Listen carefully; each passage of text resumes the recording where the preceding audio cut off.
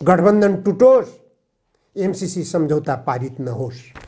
MCC सम्झौता पारित गर्नको निम्ति केपी ओली र शेरबहादुर देउवा एकै ठाउँ उभिन्छन् र यी दुईजनाको गठबन्धन सरकार बन्छ, नेकपा एमाले र नेपाली काङ्ग्रेसको गठबन्धन सरकार बन्छ भने माधव कुमार नेपाल र कमरेड प्रचण्ड दुवैजनाले एमसीसी सम्झौताको विरोधमा सडकमा उत्रिन जरुरी छ। एमसीसी सम्झौताको दलाली गर्ने डाक्टर बाबुराम भट्टराई प्रगतिशील हो, नवलोकतान्त्रिक हो। अमेरिकाको निर्देशनमा नेपाली जनताका र नेपाली राजनीतिक दलका टाउका फुटाउने डाक्टर बाबुराम भट्टराई र शेरबहादुर देउवा, केपी ओली लोकतान्त्रिक हुन्। यो संसदीय व्यवस्था असफल भइसकेको छ। यो संसदीय व्यवस्थालाई टिकाउनको निम्ति नेपाली जनताका टाउका फोड्न बन्द गर्नुहोस्, नेपाली जनतामाथि लाठी बर्साउन बन्द गर्नुहोस्। अमेरिकाको तलब खाएर, अमेरिकाको डलर हसुरेर नेपाली जनताका टाउकामा लाठी बज्राउने प्रहरीहरू पनि सूचीकृत हुँदैछन्। चिलीमा नवनिर्वाचित राष्ट्रपति 35 वर्षका युवा नेता, समानताको पक्षधर हुनुहुन्छ। विद्यार्थी जीवनदेखि नै उहाँले समानताको पक्षमा लडाईँ लड्नुभयो, भ्रष्टाचारको विरुद्धमा लडाईँ लड्नुभयो। उहाँ एक होनहार कम्युनिस्ट नेता हुनुहुन्छ, वामपन्थी नेता हुनुहुन्छ, प्रगतिशील नेता हुनुहुन्छ, समाजवादी नेता हुनुहुन्छ, लोकतान्त्रिक नेता हुनुहुन्छ। डाक्टर बाबुराम भट्टराई जस्तो विचलित, पतित राजनीतिक दिशातिर लागेको व्यक्ति चिलीमा निर्वाचित राष्ट्रपति होइन भन्ने कुरा डाक्टर बाबुराम भट्टराईले हेक्का राख्न जरुरी छ।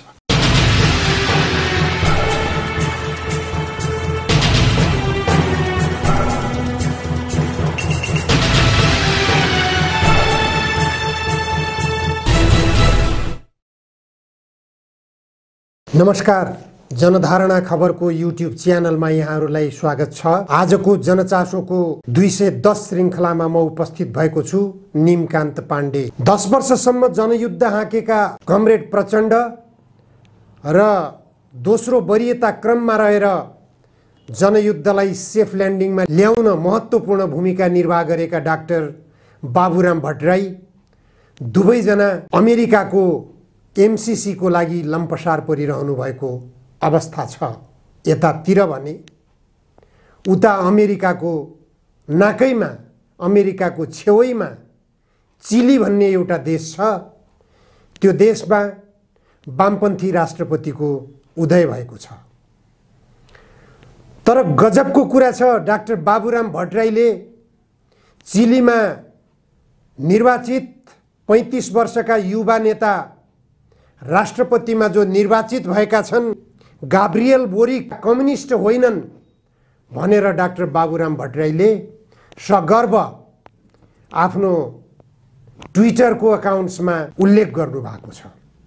डाक्टर बाबुराम भट्टराईले भन्नुभएको छ, आफ्नो दाबी यस्तो छ उहाँको, चिलीको राष्ट्रपतिमा विजयी भएका 35 वर्षीय गाब्रिएल बोरिक कम्युनिस्ट नभएर प्रगतिशील, समाजवादी, नवलोकतान्त्रिक विचारधारा अपनाउने व्यक्ति भएको भनेर लेख्नु भएको छ। उहाँले अझ अगाडि लेख्नु भएको छ, निजी स्वतन्त्रता र सामाजिक समानता स्वीकार्ने व्यक्ति हुन् उनी। डाक्टर बाबुराम भट्टराई 10 वर्षसम्म जनयुद्धको नेतृत्व गरेका व्यक्तित्व हुन्। 17,000 नेपाली जनताको रगत बगाए, हजारौं लाखौं जनता त्यस युद्धबाट प्रभावित भएका छन्। कयौंले छोरा गुमाएका छन्, कयौंले पति गुमाएका छन्, कयौंले पत्नी गुमाएका छन्, कयौंले पिता गुमाएका छन्। अहिले पनि आन्दोलनहरू भइरहेका छन् त्यसैका नाममा। बेपत्ता नागरिकहरूको खोजी अझै पनि हुन सकेको छैन। द्वन्द्व पीडितहरूले अझै पनि मलम लगाउन पाएका छैनन्। तर डाक्टर बाबुराम भट्टराईले चिलीमा निर्वाचित भएका वामपन्थी नेता गाब्रिएल बोरिकलाई उनी कम्युनिस्ट होइनन् भनेर दाबी गर्न पुग्नु भएको छ र त्यसमा बाबुराम भट्टराईले गर्व गर्नुभएको छ। कम्युनिस्ट सिद्धान्तबाट पतन भइसकेपछिको डाक्टर बाबुराम भट्टराईको यो अत्यन्त घिनलाग्दो नाङ्गो प्रस्तुति हो भन्ने कुरा स्पष्ट हुन्छ। उहाँले अझै पनि त्यो नाङ्गोपनलाई उजागर गर्न प्रयास गरिरहनु भएको छ। उहाँ अझै कति नाङ्गिनु हुने हो हेर्न बाँकी नै छ। प्रगतिशील समाजवादी नवलोकतान्त्रिक हुन् गाब्रिएल बोरिक भन्ने कुरो डाक्टर बाबुराम भट्टराईले स्वीकार गर्नुभएको छ। को हो त प्रगतिशील भनेको? को काङ्ग्रेस हो? प्रगतिशील भनेको को राष्ट्रिय प्रजातन्त्र पार्टी हो? प्रगतिशील भनेको को मधेस केन्द्रित भएर राजनीति गर्ने डाक्टर बाबुराम भट्टराई हो? प्रगतिशील समाजवादी को हो?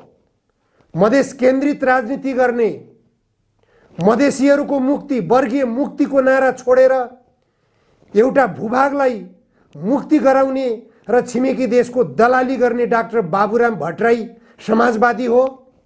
बाबुराम भट्टराईले यो प्रश्नको उत्तर दिन सक्नुपर्छ। एमसीसी सम्झौताको दलाली गर्ने डाक्टर बाबुराम भट्टराई प्रगतिशील हो, नवलोकतान्त्रिक हो? अमेरिकाको निर्देशनमा नेपाली जनताका र नेपाली राजनीतिक दलका टाउका फुटाउने डाक्टर बाबुराम भट्टराई र शेरबहादुर देउवा, केपी ओली लोकतान्त्रिक हुन्? नवलोकतान्त्रिक, प्रगतिशील र समाजवादी हुन् यदि चिलीका नवनिर्वाचित राष्ट्रपति भनेर डाक्टर बाबुरामले स्वीकार गर्नुहुन्छ भने स्वीकार गर्नुहोस्। उहाँ खाँटी कम्युनिस्ट हुनुहुन्छ। कम्युनिस्टको चरित्र भनेकै त्यही हो। कम्युनिस्टको चरित्र प्रगतिशील हुन्छ, कम्युनिस्टको चरित्र समाजवादी हुन्छ, कम्युनिस्टको चरित्र लोकतान्त्रिक हुन्छ।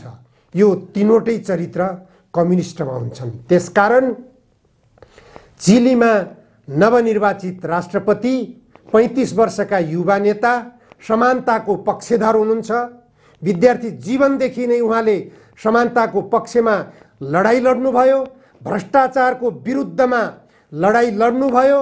उहाँ एक होनहार कम्युनिस्ट नेता हुनुहुन्छ, वामपन्थी नेता हुनुहुन्छ, प्रगतिशील नेता हुनुहुन्छ, समाजवादी नेता हुनुहुन्छ, लोकतान्त्रिक नेता हुनुहुन्छ।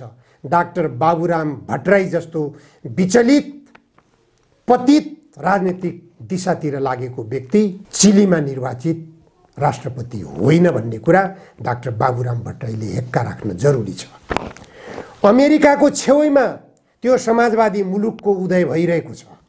त्यो समाजवादी मुलुकले नेपाल जस्ता देशहरूलाई शिक्षा दिएको छ, मार्गदर्शन गरेको छ। नेपाल यस्तो गरिब भिकारी देश बनिरहेको छ जसले अमेरिकाको एमसीसी सम्झौताको लागि बाबुराम भट्टराई र प्रचण्ड जस्ता, माधव नेपाल र केपी ओली जस्ता कम्युनिस्ट आवरणका नेताहरूलाई लम्पसार पर्न बाध्य बनाइरहेको छ। अमेरिकाको दलाल बनाइरहेको छ एमसीसी सम्झौताले। यस्ता एमसीसी सम्झौतालाई चिलीमा गाब्रिएल बोरिकले स्वीकार गर्ने छैनन्। चिलीमा सशक्त रूपमा समाजवादको वकालत हुनेछ, समाजवादको अभियान चल्नेछ। त्यो अभियानलाई अमेरिकाका साम्राज्यवादीहरूले निश्चित रूपमा अवरोध गर्न खोज्नेछन्। त्यो बेला डाक्टर बाबुराम र प्रचण्डहरूले कसको पक्षमा बोल्ने? त्यो बेला गाब्रिएल बोरिकको पक्षमा बोल्ने अथवा जो बाइडेनको पक्षमा बोल्ने? त्यति बेला हेर्न लायक हुनेछ यहाँहरूको अनुहार पनि, यहाँहरूको अभिव्यक्ति पनि। सरकारले जसरी पनि एमसीसी सम्झौता पारित गर्ने भनेर प्रयास गरिरहेको छ। प्रधानमन्त्री शेरबहादुर देउवाकै हिजोको बालुवाटारमा सम्पन्न भएको सर्वदलीय बैठकको नाममा भएको गठबन्धन दलहरूको बैठकले निष्कर्ष लिन नसके पनि बाहिर निस्किए लगत्तै प्रधानमन्त्रीले एमसीसी सम्झौतालाई जसरी पनि कार्यान्वयन गर्नुपर्छ, यसलाई पारित गर्नुपर्छ, यसलाई लागू गर्नुपर्छ, यो नेपालको हितमा छ भनेर बोलिरहनु भएको छ। सहमति बन्न सकेको छैन। तर प्रचण्ड र माधव नेपालमा एउटा त्रास भइरहेको छ। यदि एमसीसी पारित भएन भने गठबन्धन टुट्छ कि भन्ने डर उहाँहरूमा छ। यो गठबन्धन टुटे के हुन्छ बरु भन्ने आम नेपाली जनताको भावना छ। गठबन्धन टुटोस्, एमसीसी सम्झौता पारित नहोस्। एमसीसी सम्झौता पारित गर्नको निम्ति केपी ओली र शेरबहादुर देउवा एकै ठाउँ उभिन्छन्। र यी दुईजनाको गठबन्धन सरकार बन्छ, नेकपा एमाले र नेपाली काङ्ग्रेसको गठबन्धन सरकार बन्छ भने माधव कुमार नेपाल र कमरेड प्रचण्ड दुवैजनाले एमसीसी सम्झौताको विरोधमा सडकमा उत्रिन जरुरी छ। त्यो बेलामा आम नेपाली जनता तपाईहरूको अगाडि हुनेछ, तपाईहरूको पछाडि हुनेछ, तपाईहरूको साथमा हुनेछ। तपाईहरूलाई आगामी निर्वाचनमा बहुमतका साथ निर्वाचित गराएर तपाईहरूलाई सत्तासीन बनाउन सक्नेछ। नेपाली जनतामा त्यो हैसियत छ। तर तपाईहरू अमेरिकाको लागि नेपाली जनताका टाउका फोड्न तयार भइरहनु भएको छ। एमसीसी सम्झौता पारित गराउनको निम्ति गठबन्धन टिकाउनको निम्ति एमसीसी सम्झौता पारित गर्ने, एमसीसी सम्झौता पारित गराउनको निम्ति नेपालका संसद बाहिर रहेका राजनीतिक दलका नेताहरूका टाउका फुटाल्ने, नेपाली जनताका टाउका फुटाल्ने, नेपालमा गृहयुद्ध निम्त्याउने, नेपाललाई अमेरिकाको उपनिवेश बनाउने, नेपालको जल सम्पदा जति भारतको कब्जामा पुर्याउने यस्तो नौटङ्की किन गरिरहनु भएको छ? अमेरिकाको छेउैमा समाजवाद जन्मिसकेको छ। त्यसले एउटा उज्यालोको सङ्केत गरिरहेको छ। त्यो उज्यालोको सङ्केतलाई स्वागत गर्दै नेपालमा पनि समाजवाद स्थापनाको बाटोतर्फ अग्रसर किन नहुने? यो संसदीय व्यवस्था असफल भइसकेको छ। यो संसदीय व्यवस्थालाई टिकाउनको निम्ति नेपाली जनताका टाउका फोड्न बन्द गर्नुहोस्, नेपाली जनतामाथि लाठी बर्साउन बन्द गर्नुहोस्, अमेरिकाको तलब खाएर अमेरिकाको डलर हसुरेर नेपाली जनताका टाउकामा लाठी बज्राउने प्रहरीहरू पनि सूचीकृत हुँदैछन्। त्यस्ता प्रहरीहरूको सूची पनि बनिरहेको छ। उनीहरूले पनि होसियारी अपनाउन जरुरी छ। नेपाली जनताले त्यस्ता प्रहरीहरूको, जुन प्रहरीहरूले आज नेपाली जनता जो एमसीसी को विरुद्धमा छन् उनीहरूको टाउका फोड्ने गरिरहेका छन्, त्यस्ता प्रहरीहरूको सूची पनि नेपाली जनताले सडकबाट तयार गरिरहेका छन्। भोलि ती प्रहरीहरू पनि दण्डित हुनुपर्नेछ भन्ने कुरामा हेक्का राख्न जरुरी छ। सडकबाट यो संसदीय व्यवस्था दलाल संसदीय व्यवस्थाको रूपमा परिणत भइसकेको हुनाले यो असफल भइसकेको छ। यो व्यवस्थाको विकल्पमा वैज्ञानिक समाजवादको बाटो खोलौँ, जनमत सङ्ग्रहको बाटो खोलौँ, जनमत सङ्ग्रहको माध्यमबाट जनतालाई व्यवस्था रोज्न दिउँ भनेर आवाज उठिरहेको छ। यसतर्फ गम्भीरतापूर्वक गठबन्धन दलका नेताहरू प्रचण्ड र माधव नेपालले सोच्न जरुरी छ। सोच्नुस्, अझै गम्भीर भएर सोच्नुस्। तपाईहरू गठबन्धन सरकारको प्रतिनिधि पात्रको रूपमा रहेर यदि एमसीसी पास गर्नुहुन्छ भने तपाईहरूमाथि ठुलो कलङ्कको टीका लाग्नेछ। त्यो कलङ्कको टीकाले तपाईहरूलाई कहिल्यै पनि राजनीतिमा माथि उठ्न दिने छैन। यो कुरा तपाईहरूले अहिले नै गम्भीरतापूर्वक बुझ्न जरुरी छ। हस्, आजलाई यति मात्र। धन्यवाद।